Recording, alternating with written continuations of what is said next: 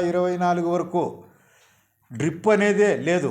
గతంలో 2014 నుంచి 2019 వరకు గౌరవనీయులు చంద్రబాబు నాయుడు గారు ముఖ్యమంత్రిగా ఉన్నప్పుడు 90% డ్రిప్ ఇరిగేషన్ ఒక్క పులివెందులకే కాకుండా రాయలసీమకే కాకుండా యావత్తు ఆంధ్ర రాష్ట్రానికి ఇవ్వడం జరిగింది.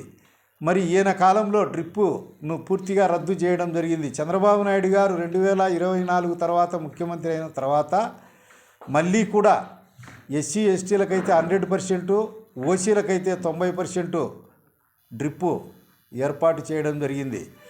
ఈయన అసమర్థ పరిపాలనలో ఈ తాటి చెట్టు నాలుక మాదిరి, తాటి చెట్టు కాడ మాదిరి ఏ విధంగా ఉంటుందో ఆయన నాలుక కూడా అదే విధంగా తిరుగుతూ ఉంటుంది. ఎందుకంటే 2014లో ఆయన ప్రతిపక్ష నాయకుడిగా ఉన్నప్పుడు ఏం చెప్పారు అసెంబ్లీలో, మీకు తెలుసు, నాకు తెలుసు, ఈ స్టేట్ అందరికీ తెలుసు, 33,000 ఎకరాలు అమరావతి రాజధానికి అవసరం ఉంది, అంత భూమి లేనిది ఏమాత్రం సరిపోతుందని సన్నాయి నొక్కులు నొక్కాడు.